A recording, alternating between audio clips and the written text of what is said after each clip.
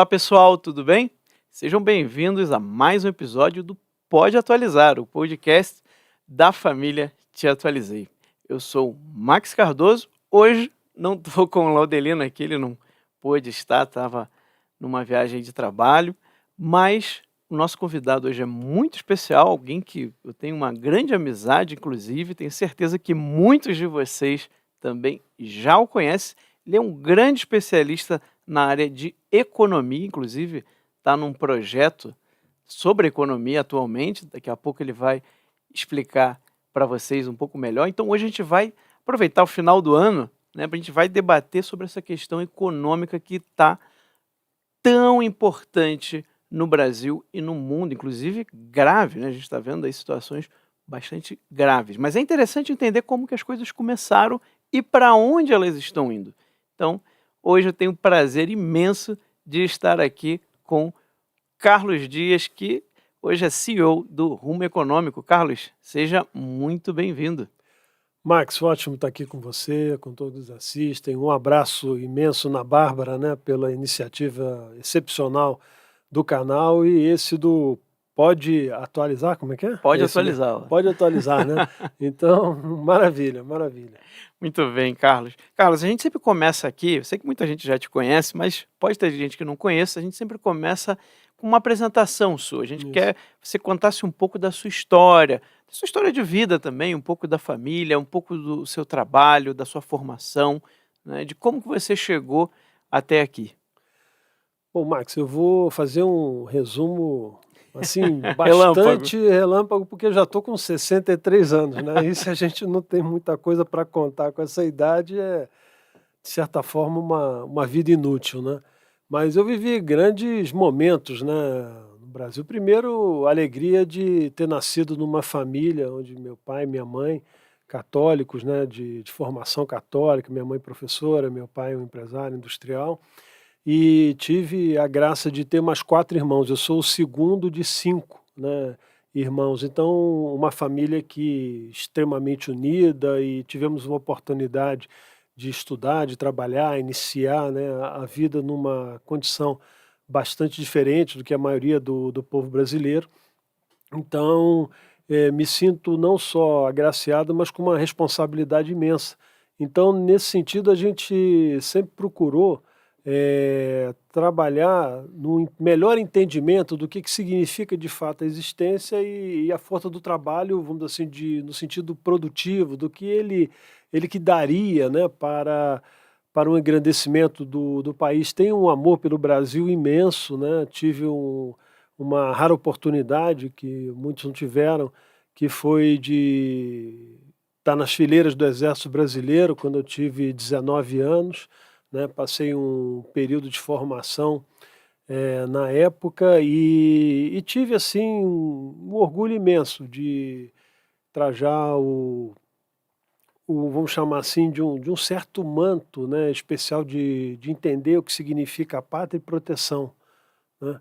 E, no caso, no Exército Brasileiro, mas estendo isso às Forças Armadas de uma maneira geral, né, no caso a Aeronáutica e a Marinha também.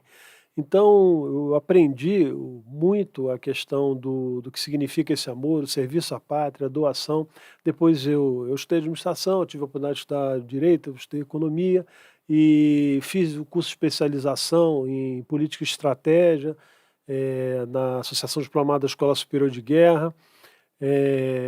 Enfim, depois eu tive atividade no mercado financeiro, eu trabalhei em empresas multinacionais, eu cheguei a atuar também na região norte do Brasil, no começo da minha carreira, que eu trabalhei em empresas não só na área mineral, mas também na área de celulose, produção de papel, que foi o Projeto Jari. Também trabalhei na mineração Rio do Norte, no Porto Trombetas, enfim, todo o grupo econômico, né, envolvido no Pará.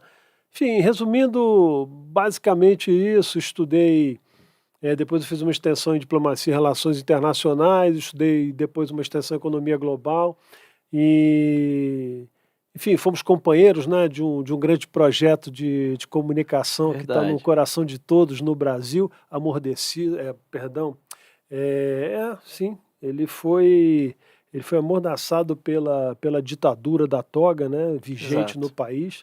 Então, mas nós não somos mortos e nem somos covardes, né? Então a gente, de certa forma, a gente se separou, mas cada um não desonrou sua vocação. Então tá, vamos dizer assim, reestruturando, né, o Exato. caminho de um encontro lá na frente, que eu acho Exatamente. As que é linhas a de melhor frente coisa. continuaram, Não, né? As sem linhas de frente dúvida. não dispersaram. O país piorou muito, né, uma Sim, destruição formal da liberdade, da democracia, da inteligência, a mediocridade assumiu o poder no sentido mais escatológico possível e a gente está, vamos dizer assim, com muita garra tentando retomar o país, né? E nós vamos conseguir.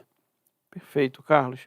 E você chegou também a assumir alguns cargos, né? Antes de até de estar lá no, Ah, no, sim. no Terça Livre. Acho importante comentar isso porque eu conversava muito com o Carlos Dias. Carlos Dias é um amigo mesmo. E eu estava percebendo, caramba, Carlos, você tá na luta há muito tempo, né? As pessoas falam de direita, de conservadorismo, mas a gente tem que aprender com quem está nessa luta há muito tempo. O Carlos Dias, para você ter uma ideia, eu quero que você conte essa história, fechou clínica de aborto. Sim, é. Não foi, Carlos? Foi na época que eu era deputado, né, a gente Quando que foi que você foi eleito? 1999, eu tinha 39 anos de idade e foi uma vocação que surgiu dentro do ambiente da própria igreja, quando, no momento de 1996, a convite do Monsenhor Abílio da Nova e Dom Eugênio ratificou o convite, eu dirigi o sistema de comunicação católico, que era na Arquidiocese do Rio de Janeiro, que era a Rádio Catedral, e para enfrentar exatamente essas teorias, né, essas teses, inclusive que infelizmente ainda povoam certa parte da igreja que tem mais visibilidade, mas não é a maioria, né?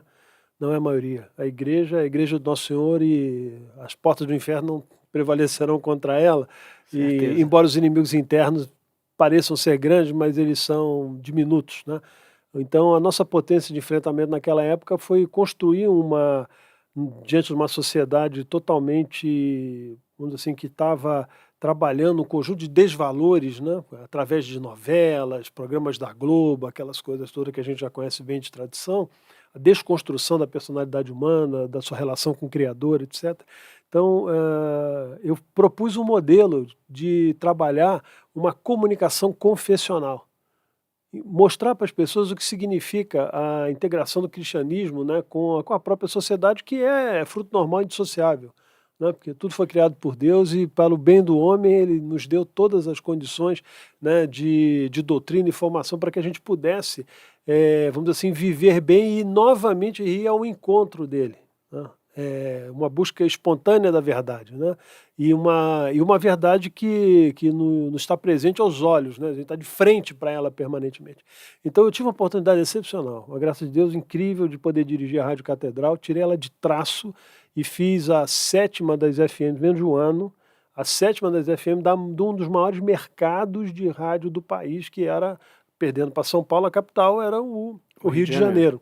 Então, e o programa que eu fazia chamava-se Vox Dei, que era a voz de Deus, uma inspiração do Monsenhor Abílio da Nova, que Deus o tem certamente num lugar excepcional.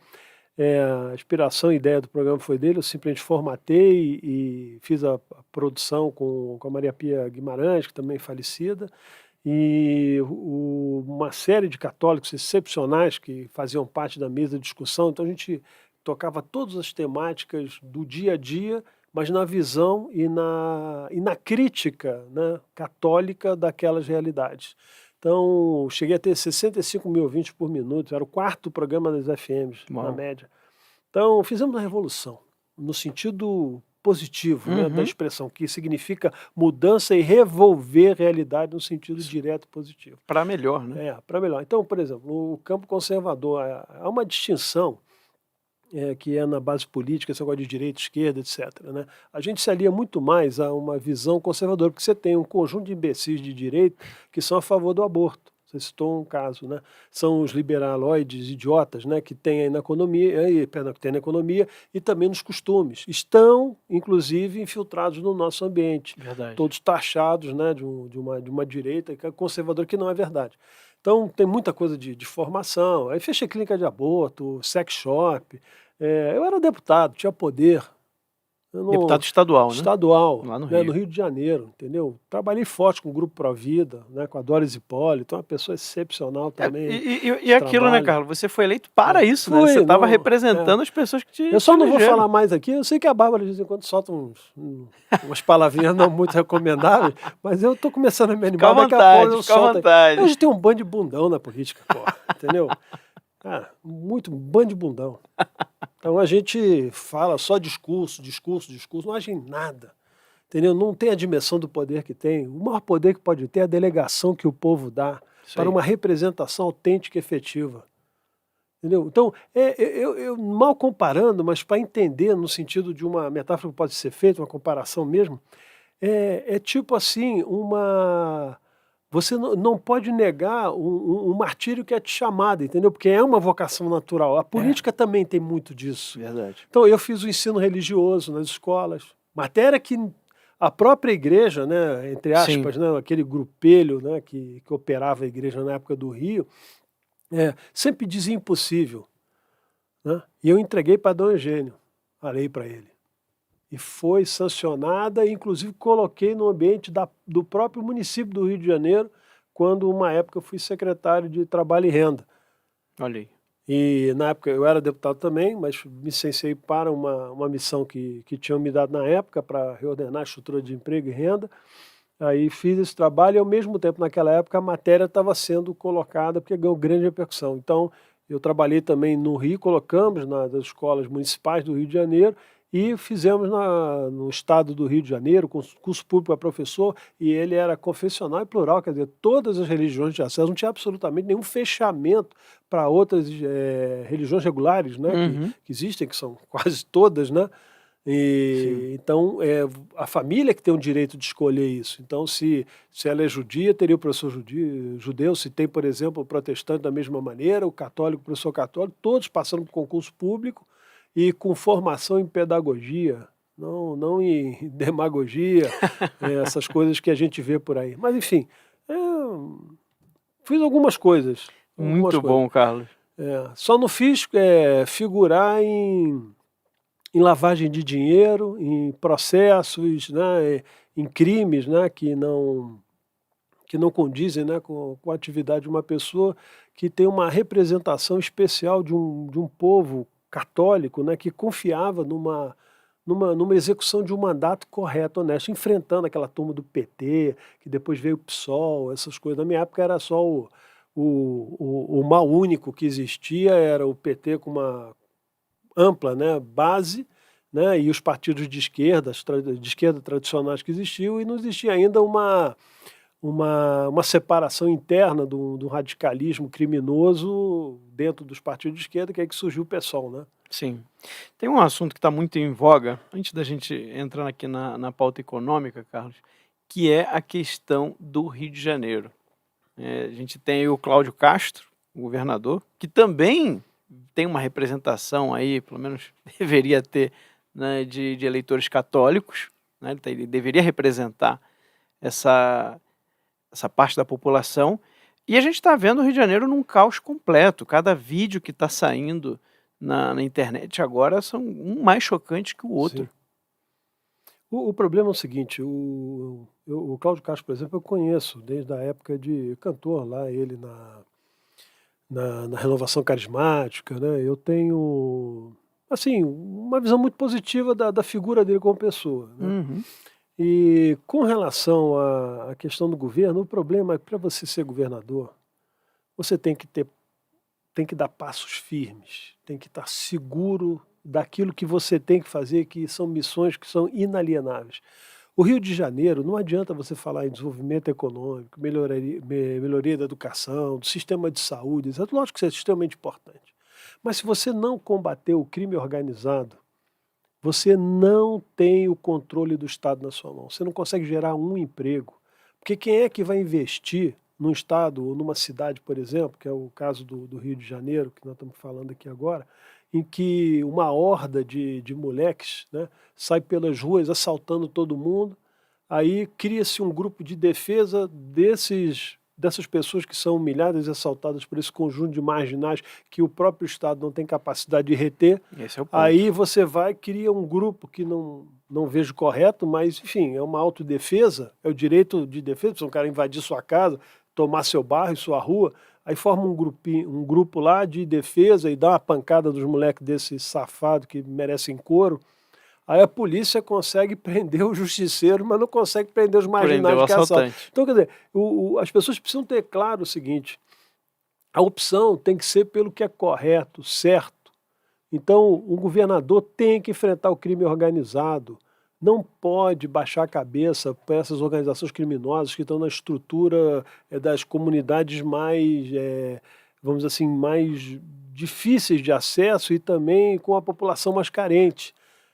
Abdicaram de fazer uma política de justiça criminal adequada para enfrentar os marginais e libertar as pessoas. Esses territórios, por exemplo, eles são, na verdade, ocupações de grandes organizações internacionais do tráfico de drogas que são espelhadas por esses movimentos de comando, né, estruturas de crime organizado. E não se faz absolutamente nada. Tem que entrar e derrubar. Tem que quebrar essa possibilidade desse eixo de poder comandar a estrutura do Estado do Rio de Janeiro. Então, o governador, nesse aspecto, para mim, é fraco, ele não tomou essa decisão. Eu, por exemplo, se fosse governador do Estado do Rio de Janeiro, no dia que o Fachin determinou que não podia subir, eu queria que ele mandasse a turma dele cumprir a ordem, porque eu não ia obedecer. E se ele descesse o meu território, eu gemava ele, prendia num cárcere nosso do Rio de Janeiro. Fazia uma insurreição. Porque não adianta aqui de Brasília, num gabinete, você chegar e dar uma ordem para que a polícia não possa... De você vendo os policiais mortos. Sim. E os policiais com problemas de, vamos dizer assim, por inabilitação, em função de foram baleados, tiveram problemas outros, psiquiátricos, inclusive, de altas perseguições que servem das suas corporações, às vezes da própria instituição.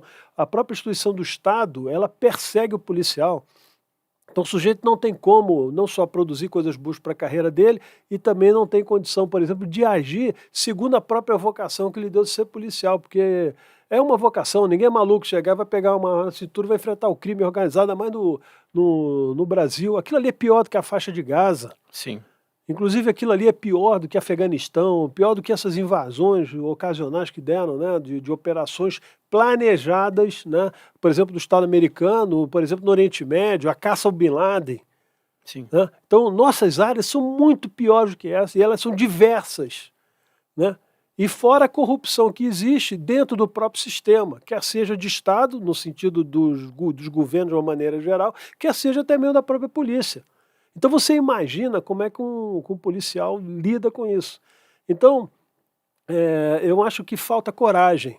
Falta coragem. E tem que enfrentar. O mal tem que ser enfrentado de frente. Se vai baixar, o cara tem a opção de não entrar.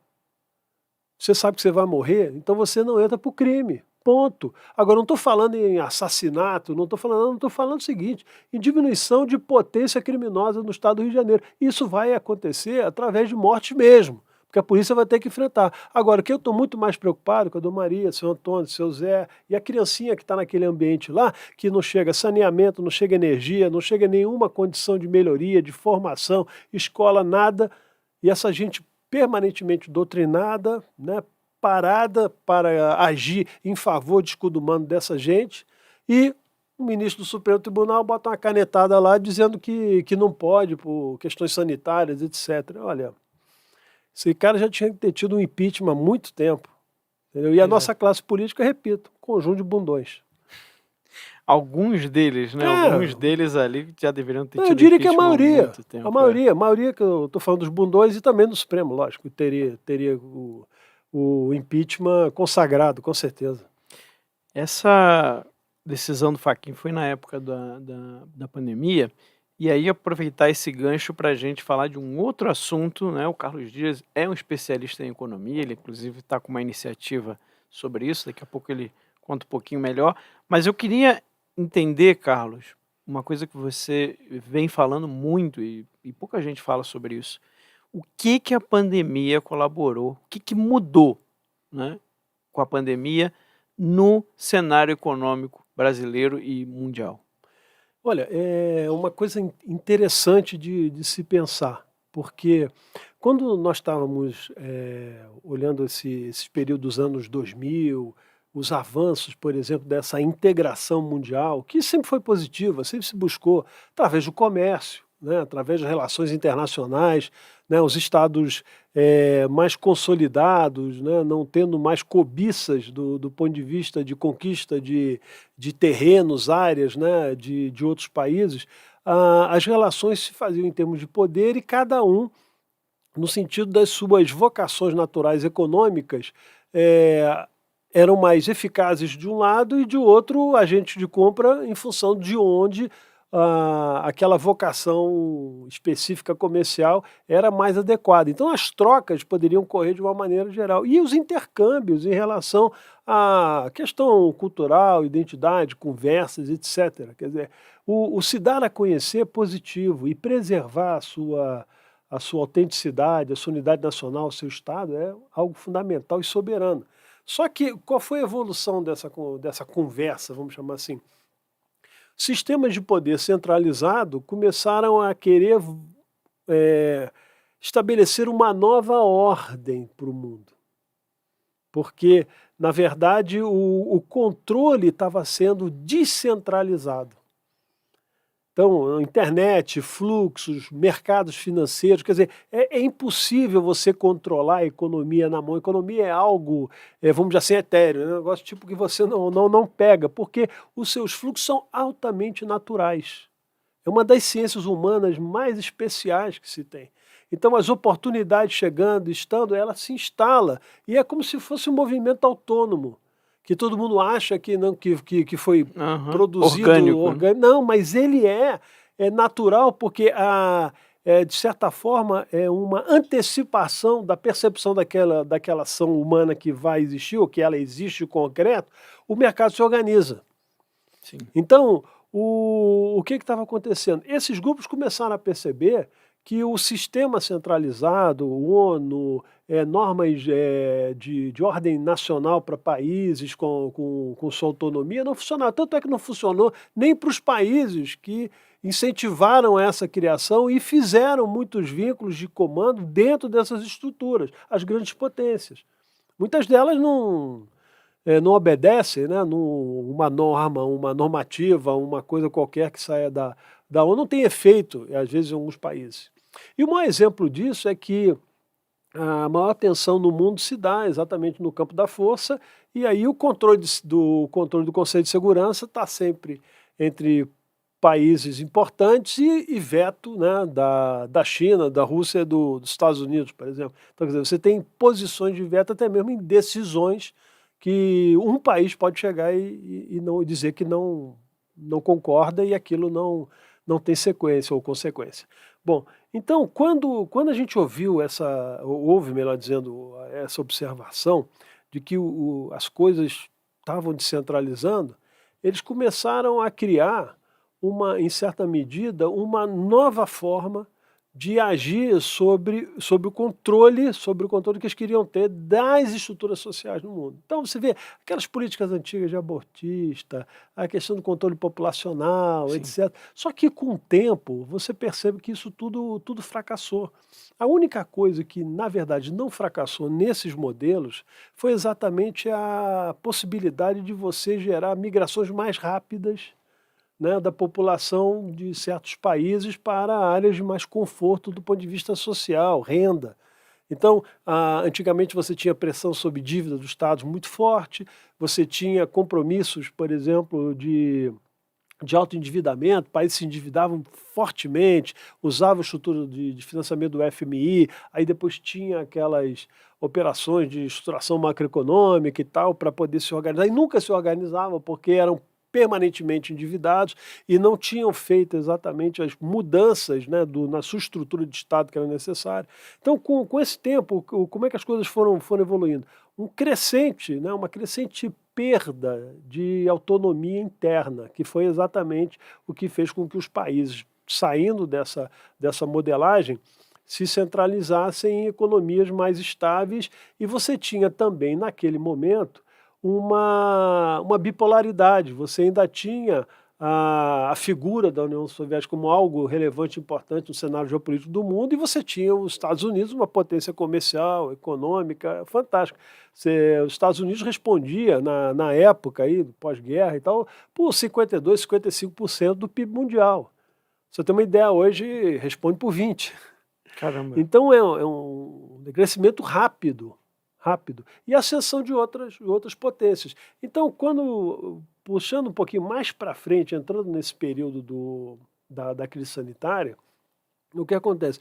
Quais seriam as soluções de gerar uma disrupção nesse sistema que descentralizou a estrutura de comando, né, central da nova ordem mundial, que queria implantar um sistema que controlasse, vamos dizer assim, os países de uma maneira geral? Então, a pauta aborto, a pauta, né, no sentido da população, a questão do aquecimento global, né, que fala mudança climática, etc. Enfim, Sim. uma série de coisas. E uma desordem era necessária efetivamente nas estruturas dos estados, no sentido da desordem das contas públicas, para você gerar exatamente esse abalo sistêmico para que pudesse, vamos dizer assim, uma reengenharia do ponto de vista econômico, de organização econômico e sistêmico, novamente, vigorar em outro potencial no mundo. Então, aconteceu a pandemia. Né? Porra, um vírus lá, né? Tudo que o Fórum de Davos queria, né? E aí, exatamente, aconteceu. Ele desorganizou todas as cadeias, todo o sistema de cadeia produtiva do mundo. Ampliou o endividamento dos estados e morreu gente à beça. Sim. E morreu muito mais gente pelos procedimentos que foram adotados de maneira universal, que aí você vê o novo controle, a Organização Mundial da Saúde, Exato. ONU, tudo aquilo que foi emanado e foi ajustado pelos tribunais, porque nem todos os estados assumiram as políticas centrais mundiais para o enfrentamento da crise sanitária. Foi necessária intervenção de tribunais superiores, notadamente de cortes constitucionais, para que certas situações tivessem implementação. No caso do Brasil, o presidente Bolsonaro foi destituído do comando da operação Do combate da crise sanitária, do combate. Ele foi simplesmente, entre aspas, né, um gerador de fluxo de recursos para estados e municípios. Então, essa desorganização, ela gerou exatamente todo um desequilíbrio nessas cadeias econômicas, e essa crise começou vamos dizer assim, a se agudizar pelo mundo inteiro. Aí saiu do patamar da crise sanitária e passou para uma consolidação de uma crise global econômica.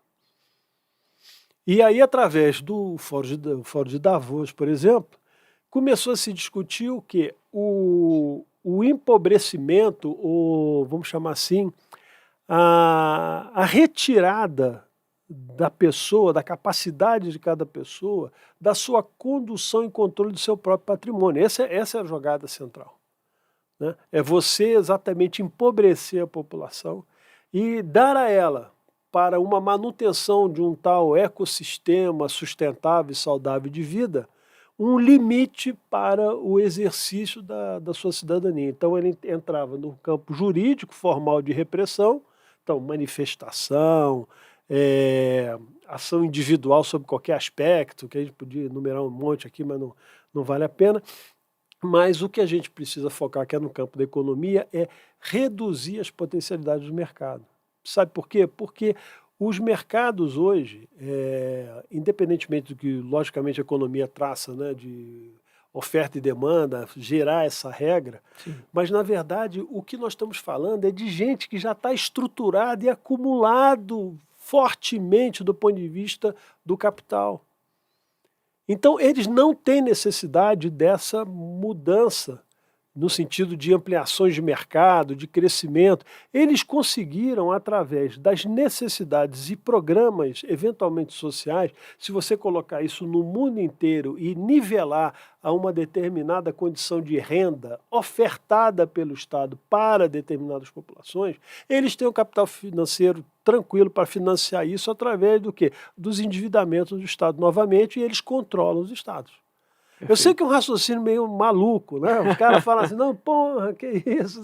Mas olha só, se você botar, né, sinteticamente nesse período de tempo curto que a gente tem para falar, e num debate mais longo, a gente não tem outra conclusão a chegar. Sim. Você vê que, por exemplo, os lastros de metais nobres hoje, notadamente o ouro, que ele está voltando a lastrear tudo. Por quê? Porque os próprios sistemas, né, de economia e os próprios ambientes de fluxo dos bilionários, né, trilionários do mundo, eles lastreiam seus recursos nesses metais nobres para exatamente garantir, né, as rentabilizações necessárias para que faça o hedge, né, a proteção do seu patrimônio. Os estados estão fazendo isso porque estão altamente endividados, mas quem compra esses títulos são o quê? São esses grupos que se financiam através dos juros dos estados. Então aqui, internamente no Brasil, por exemplo, você vai continuar endividando o estado, vai continuar emitindo, tá certo? E você vai ter os altas performances de taxa de juros dos títulos do estado para financiar permanentemente a dívida, porque dívida eles não se pagam. A dívida, ela é, de uma certa forma, amortizada em baixo grau e rolada em alto grau. Então é isso que voltou a acontecer com essa questão da pandemia. Por isso que o governo Bolsonaro, e aqui me permitam falar sobre isso, Claro. é criticado, porque você imagina o que o Bolsonaro estava planejando, na verdade, na inteligência excepcional do ministro Guedes. Vender, privatizar as empresas e acabar com a dívida. Sim. Então, o que acontece? Quando você acaba com a dívida do Estado, você gera uma potência de crescimento imensa, não só do mercado interno, mas também da atividade econômica privada de uma maneira geral. Então você teria, e pior ainda, você vender e pegar 20% daquelas empresas que você privatizou e entregar em dinheiro para a população. Porque eles são verdadeiros acionistas. O pipoqueiro do Brasil hoje paga a ineficiência da Petrobras, a ineficiência da Eletrobras. Olha só.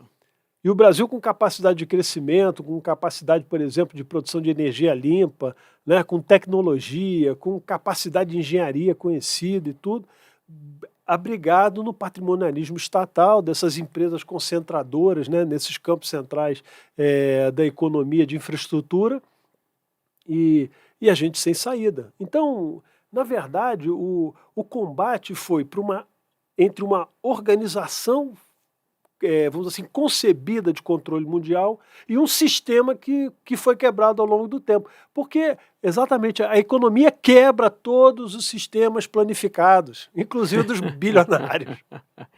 Muito bom, Carlos. Eu acho interessante fazer também uma comparação do governo Bolsonaro com esse primeiro ano de governo PT, né? Porque a gente via no governo Bolsonaro ele zerando imposto, uma coisa que eu não lembro de ter visto, e a arrecadação aumentou. E aí, esse ano, você tem aí um aumento de imposto de vários âmbitos, né, de vários tipos de serviços e produtos, e a arrecadação batendo recorde de queda. Né? Ou seja, para aquele cara que ainda acredita, né, no Estado grande, ficar maluco, né? Ele acha que a teoria dele está certa, mas não é possível, alguma coisa tá acontecendo. Aí não é uma lógica econômica, é uma lógica estatal. Sim, ideológico até. Né? Exatamente, porque o que eles fazem? O que ele olha diz o seguinte: eu tenho a minha estrutura pré-definida e sempre com condição de crescimento. Quer dizer, você não coloca o Estado numa operação, vamos chamar assim, de aliviar o setor produtivo. O Estado é o maior demandante de recursos do setor produtivo do país. E não produz nada. Isso. E outra coisa, esses recursos que ele extorque, ele podia estar aí na função que você falou, que é de produzir um mercado interno mais ativo, porque você teria, como o Bolsonaro produziu com a redução dos impostos, o quê? Por que reduzir os impostos? Qual é o efeito? Você consegue ter uma condição distributiva de recursos. Porque ele fica onde? Ele fica na atividade produtiva. Ou o sujeito investe, ou ele também aproveita programas de reconhecimento, qualificação de mão de obra, quer dizer, as coisas crescem de tal forma que o capital humano ele passa a ser mais valorizado e você recebe mais recursos, né? Então, em função de tudo aquilo que você melhorou de conhecimento, formação, etc. Então, o estado que esses caras vêm é diferente. É centralismo, é controle das relações econômicas e essas relações econômicas elas têm que financiar os seus projetos de poder. Então, para se manter, eles precisam ter o controle da economia, o controle do ambiente social e produzir pobres para sustentar, na medida em que eles não teriam absolutamente capacidade, não é, porque diz o seguinte, o sistema capitalista, o sistema de concorrência livre, as pessoas não têm capacidade, não, nós temos capacidade de concorrer sim, as pessoas não têm capacidade de concorrer no sistema socialista. Exato. Porque é um sistema fechado de improdução, né, ou de improdutivo, vamos chamar assim, desonesto, canalha, criminoso e corrupto, e que faz com que as pessoas não tenham possibilidade de ascensão social. Elas continuam ampliando o cercadinho. Você está num grande pasto, vamos chamar assim, logicamente improdutivo, com grama baixa, né? Falando deles lá, né? Uhum. E aí você tem o quê? Você tem um curral onde as pessoas vão ampliando apenas um pouquinho a cerca. E tem uma hora que a cerca não amplia, mas tem mais gente entrando. Então o que vai acontecer? Vai estourar. Sim. Então, na verdade, o capitalismo foi o que gerou a condição de evolução de renda, de crescimento e desenvolvimento da população, do mundo de uma maneira geral, de maneira explosiva, exponencial. O socialismo é o caminho do inverso, é do atraso, da destruição, do descontrole. Por isso que são regimes que necessitam de força, agir de forma fechada em relação às ações, né, de controle social. Porque você pode até colaborar, porque pobres existem, né, na estrutura, existe exatamente por causa dessa gente. Então, até você consertar esses modelos, né, essa estrutura econômica, você precisa sim gerar uma assistência e um braço que puxe para a atividade produtiva, para o emprego. Não você colocar a pessoa na mesma condição de forma permanente, vou reajustar o salário mínimo em função da inflação. Porra, é a mesma coisa que você chegar e dizer o seguinte, o salário mínimo de hoje não vale a mesma coisa do anterior. Não é porque você reajustou, no sentido que ele ganha. Na verdade, reajustou porque ele perde. Sim. Porque, na verdade, é um processo inflacionário que jamais você recupera. Então, quando o Estado sai da emissão e diminui o fluxo de emissão de moeda, né, você tem o controle da inflação efetivo e você tem, por exemplo, pelas ordens de mercado, a demanda pelo dinheiro que está nas estruturas de tesourarias dos bancos, que estão para empréstimo e vão rodar a economia produtiva. E aí você tem uma taxa de juros equalizada, porque, por exemplo, se eu tenho uma vendinha que suporta, por exemplo, uma taxa hipotética de 2% ao mês de juros, um exemplo, né, eu consigo pegar um empréstimo, comprar uma máquina de café para vender mais, empregar mais uma pessoa, boto uma torradeira ali para fazer sanduíche quente, que eu só fazia frio, etc, etc. Consigo comprar uma geladeira onde eu consigo estocar um pouco mais dos insumos necessários para a minha produção, então eu consigo comprar um pouco mais, vamos dizer assim, quantidade, então eu consigo ter um preço melhor e aí as coisas vamos dizer assim, vão se ajustando, né, num ciclo virtuoso econômico.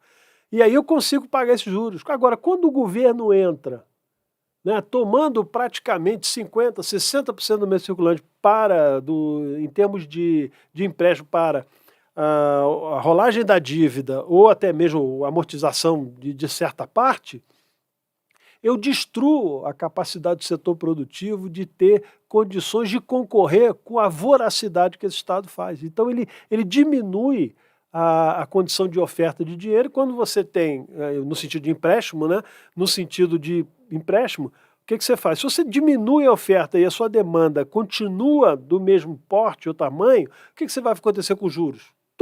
Vai subir, automaticamente sobe. Então, o Brasil vive isso, ele vive uma crise da mediocridade. Mas essa mediocridade, ela é totalmente escolhida, porque escolheram os medíocres. Não estou falando do povo brasileiro que votou, não. O Sim. sistema internacional que controla os agentes econômicos do mundo, escolheu esse modelo cretino e desonesto que governa o Brasil hoje. E que teve um meio jurídico de salvação, que não está em nenhum compêndio jurídico. Por mais, aí eu vou usar a expressão, mais medíocre que seja, não admitiria uma hipótese dessa.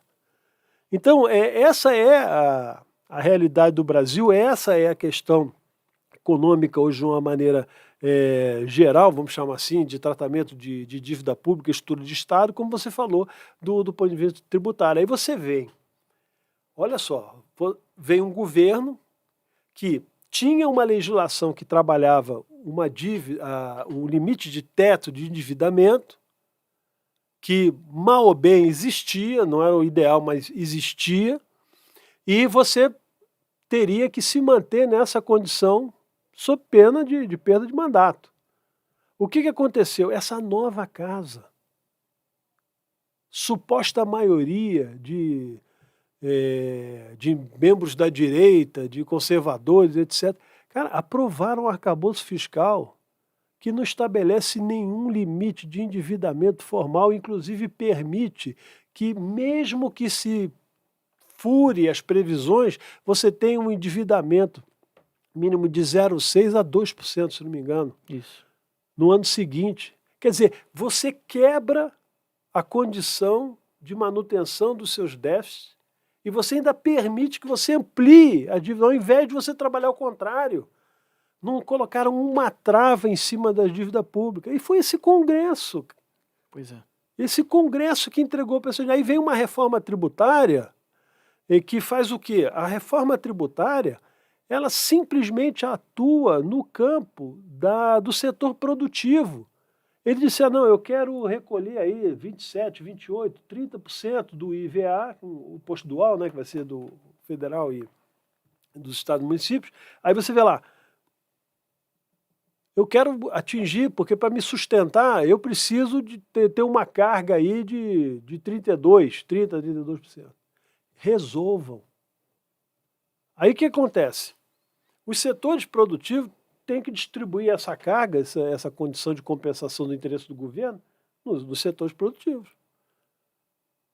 Sim. Não existe uma contribuição do governo, não reduziu o Ministério, ao contrário, aumentou. Ele não deu despesa nenhuma, aumentou. O sujeito vai para Dubai com 1.200 pessoas. 1.300. 1.300 pessoas. O sujeito se hospeda em um hotel de 60, 70 mil dólares diária. Bolsonaro se hospeda. Eu posso comparar o Bolsonaro, posso com uma pessoa, mas não vou comparar. O presidente da República hospedava na onde? Nas embaixadas. Sim. Entendeu? E aí sim, e não tomava vinho caro, nunca foi esbanjador de nada. Né? A esposa do presidente, a dona Michele, nunca foi vista visitando lojas de grife no mundo inteiro. Ao contrário, uma personalidade recatada, tranquila, uma primeira-dama exemplar no ponto de vista da postura. Exatamente. Né? E aí a gente vê essa indecorosa atuando aí no mundo inteiro, e essa posição, eu diria que ofende a pobreza do país. É verdade. Os sujeitos mais simples desse país se sentem ofendidos com essa ostentação canalha, que não é do bolso deles. Se fosse do bolso deles, embora seja condenável qualquer tipo de ostentação, né, visando as situações que a gente vê no mundo, né, isso chama a atenção da gente não. Sim. Mas civilmente é aceitável. Eventualmente, também acho. Mas agora, com o dinheiro público, com o tesouro, né, com o recurso do tesouro, que é exatamente extorquido dessa gente simples. Exato. Que não tem como fugir, porque, fechando, eu diria o seguinte, por exemplo, os impostos. Você falou, a arrecadação diminuiu. Pode ser duas coisas, podem ser, não, serão essas duas coisas. Primeiro, a inatividade econômica crescente, porque não tem como atuar num ambiente desse. E uma segunda situação que está conjugada a isso, é uma ampliação, por exemplo, da sonegação. Ampliação da sonegação. Porque ninguém vai aguentar né, ser extorquido carga, pelo Estado. né? Porque qual é o objetivo desse Estado? Ele, na verdade, ele quer centralizar toda a condição de recurso e potência, quer seja das empresas, quer seja das pessoas. Então eles querem atacar, você vai ver, 2024, direito de herança, está na pauta. Tá na pauta. Não só no sentido de proibir no primeiro momento eles vão taxar. E depois eles vão começar a discutir, que essa mídia podre aí está falando já, né? Dizer, se você não contribuiu com nada, como é que você pode herdar alguma coisa daquilo que seus pais produziram, por exemplo? Será que essa gente não raciocina, não pensa um pouco? Né? Qual é o prazer que eu tenho na minha vida e a continuidade dela, que foi assim que as tradições todas deram, as riquezas geradas? Então é o seguinte, não acenda mais a luz. É isso aí.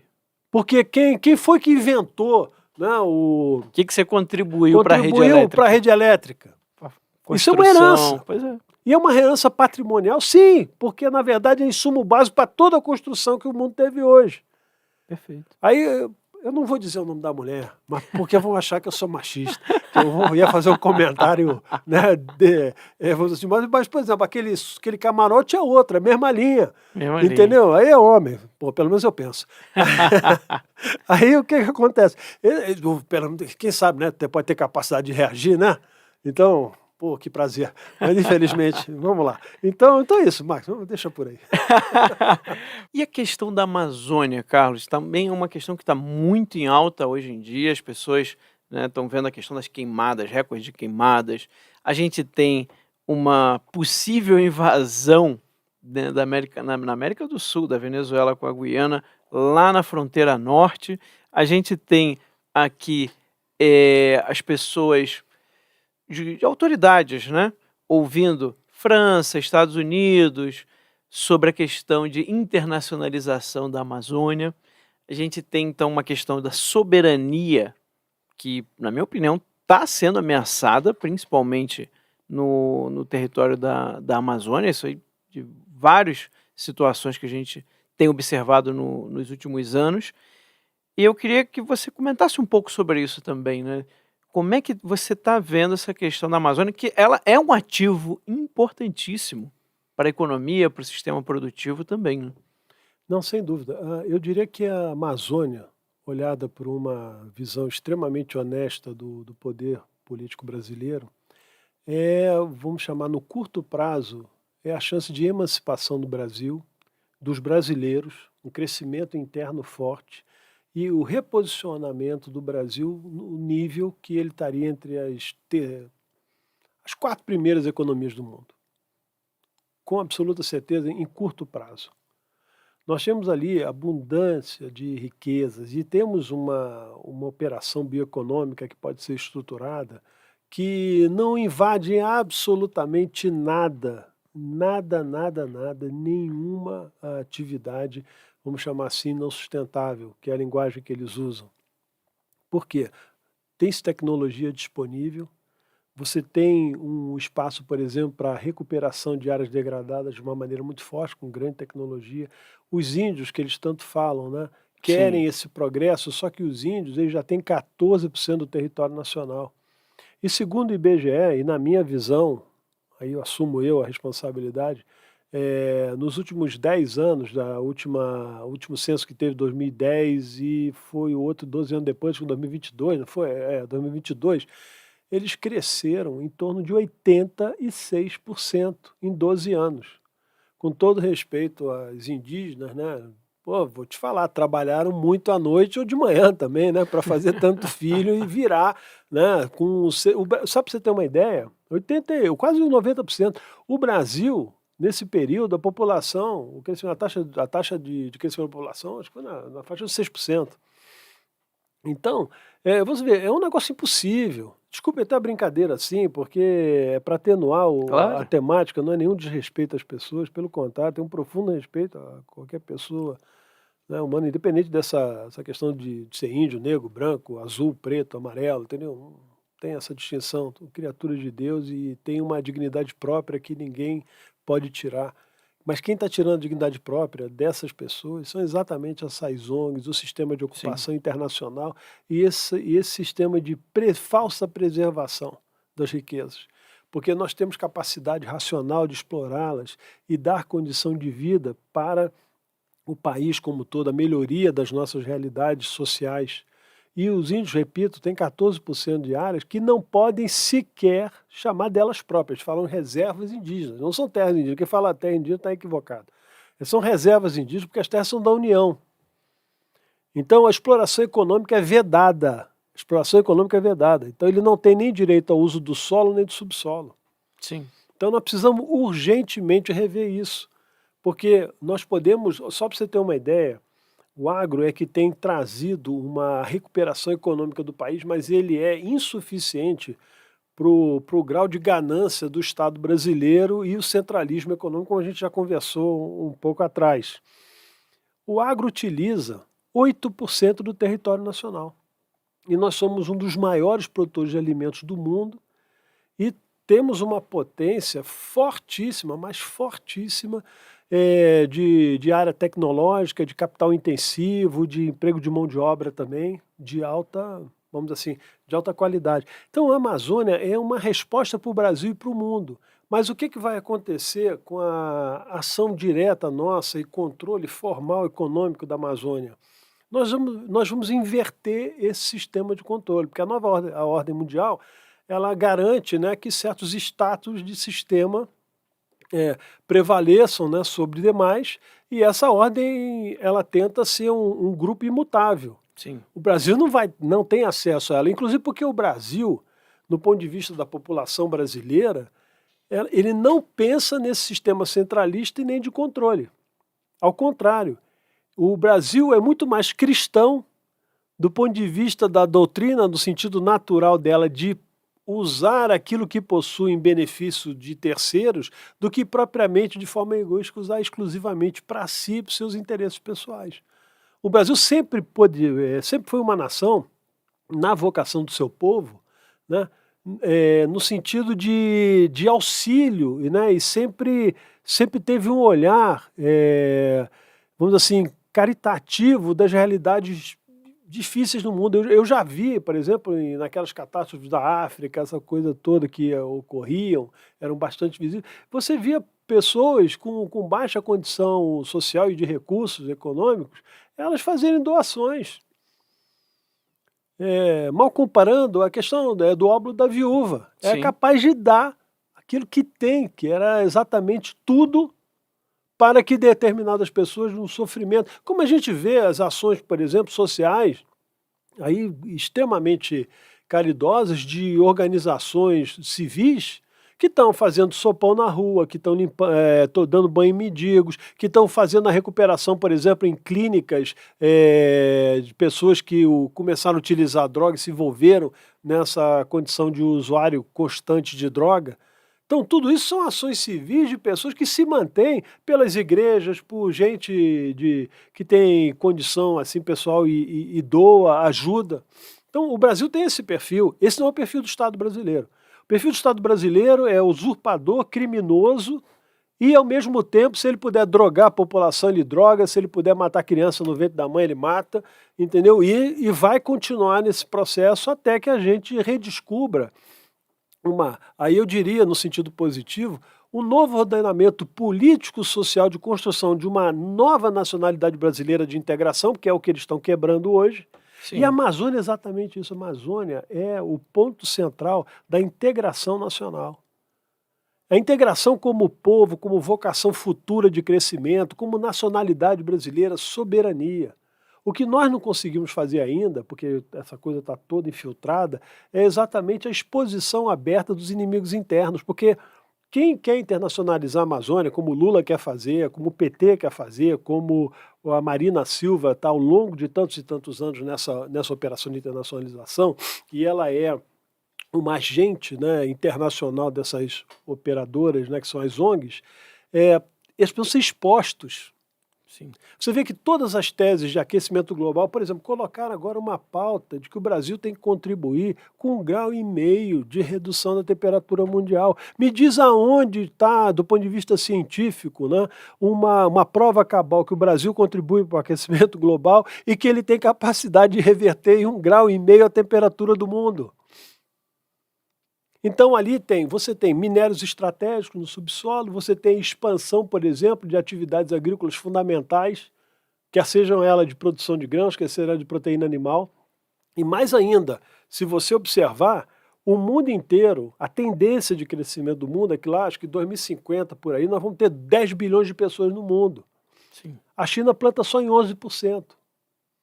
É onde tem a capacidade dela. E é uma das maiores demandas de alimentos do mundo, são a sua população. A Índia, da mesma maneira, que até superou a população da China. E a Exato. Índia não tem capacidade de produzir, porque inclusive falta água para a China. Para a Índia. O Brasil não, tem água, tem energia barata, tem expansão de área, repito, 8% só de área agricultável, né, no sentido de exploração do agronegócio, tá? E a gente tem um horizonte imenso de estabelecer o quê? Aquilo que todo mundo espera, que é a questão da segurança alimentar, que é uma segurança do ponto de vista estratégico, até mesmo para que uma certa paz possa ainda vigorar no mundo, porque na hora que faltar alimento vai ter guerra. Com certeza, com certeza. Então, no caso a Amazônia, ela é estratégica por causa disso, por essas razões e outras tantas. Mas o fundamental aqui é que nós temos inimigos internos da nação brasileira, da nossa nacionalidade, que trabalham contra o desenvolvimento do país. E esse mundo, né, do ambientalismo, ele é parceiro direto e objetivo do subdesenvolvimento. O Brasil não consegue alcançar o desenvolvimento com tantas ONGs operando, recebendo recursos bilionários, milionários internacionais, bilionários no conjunto, mas, por exemplo, tem ONG que recebe 70 milhões de subvenção de reais por ano. E para não fazer absolutamente nada. Você não vê um índio com alimento adequado, com roupa adequada, com tratamento de saúde, nada. Ao contrário, esse ano a gente está vendo os índios com desnutrição, com uma série de problemas. E eu acho interessante o ponto que você colocou do ecologismo focar no Brasil, exatamente o Brasil que tem a maior parte da Amazônia, enquanto que se tivesse alguma lógica aquilo que eles falam, quem é que mais produz gás carbônico, quem é que mais produz poluentes? Em primeiro lugar, disparado é a China. Sim. Em segundo lugar, os Estados Unidos. Mas o problema é o Brasil, né? E outra coisa, é interditar o nosso crescimento. Exato. E o discurso mentiroso mentiroso e canalha. Essa gente vai e fala em fóruns internacionais como se nós fôssemos verdadeiros marginais. Nós não protegemos traficantes, não protegemos bandido. Quem protege bandido são eles. Isso aí. Estão vinculados ao Foro de São Paulo, né? Agora, você vê uma coisa importante que eu queria destacar aqui, que é o seguinte: na hora que o Brasil acordar para o tamanho das riquezas que tem e as possibilidades de desenvolvimento e a capacidade de você virar essa chave num curtíssimo espaço de tempo, eu tenho plena convicção de que nós vamos sofrer um ataque. E não vamos sofrer um ataque convencional, no sentido de país, etc., né, atuando contra nós. Já estão aqui financiando essas ONGs. Eles vão atuar na ampliação do sistema criminoso existente. Né?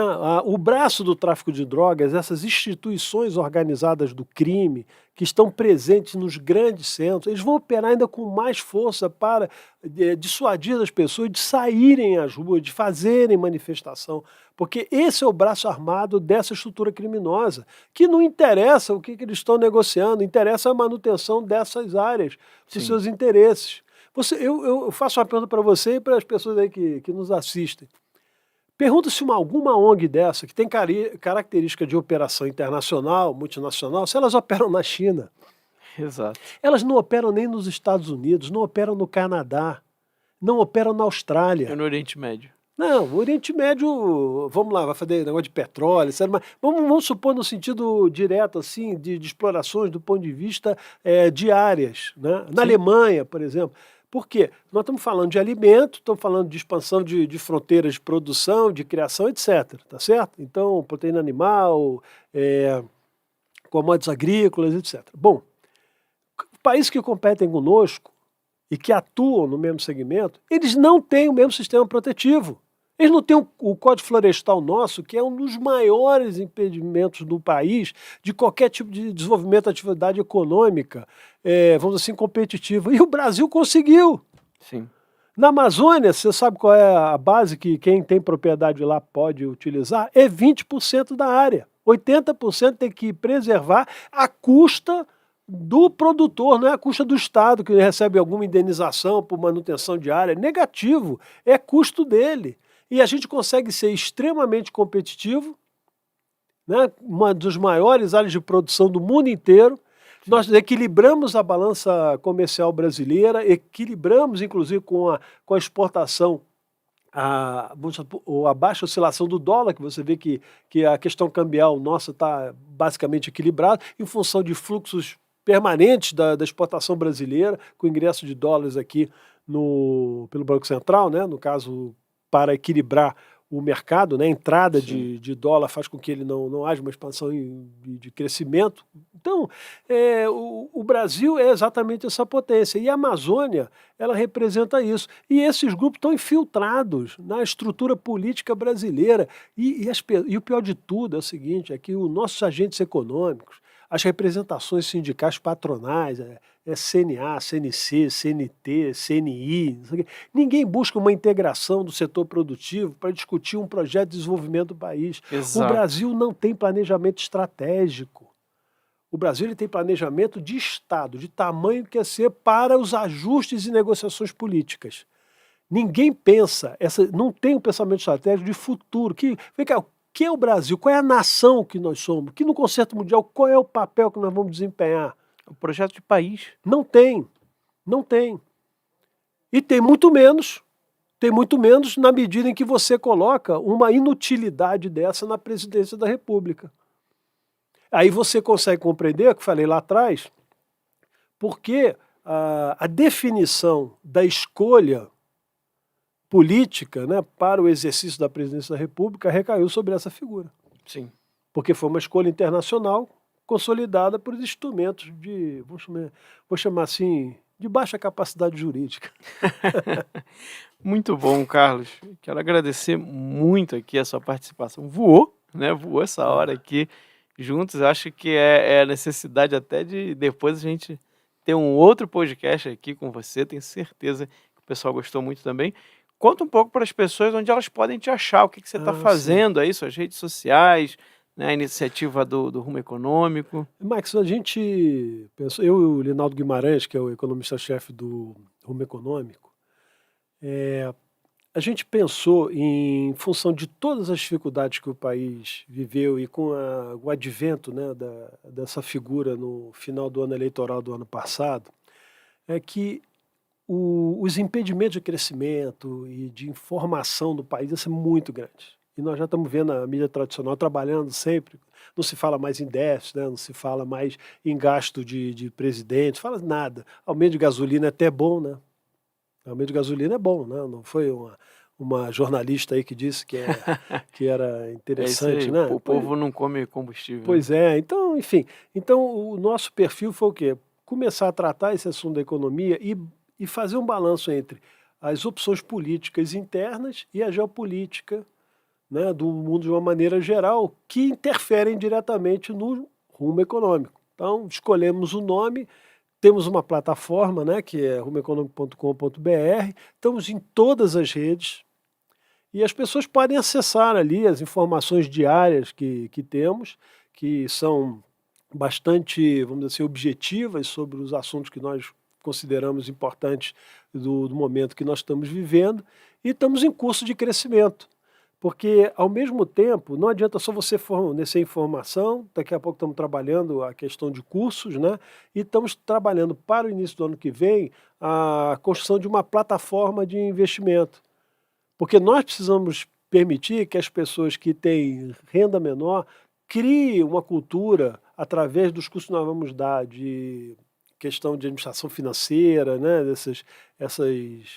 Essas coisas mais sutis, mais simples de você trabalhar com orçamento doméstico e com as receitas que se tem, a aplicação desses recursos também, e ter uma plataforma em que as pessoas possam entender que o crescimento e a questão da poupança, no sentido do entendimento de poupar recursos, não colocar em cadernetas de poupança, é no sentido positivo deles começarem a planejar o seu futuro e deixar, né, uma herança efetiva Porque, bom. como repito e encerro aqui, a herança é uma das coisas, não é a herança material, mas ela se compõe também da herança material, mas é uma expressão de um amor real e permanente que eu deixo para os meus filhos, Perfeito. para eles não começarem do zero, como meus pais fizeram comigo, como os pais dos meus pais fizeram com eles. Apesar de todas as crises do mundo, alguém sempre deixa alguma coisa.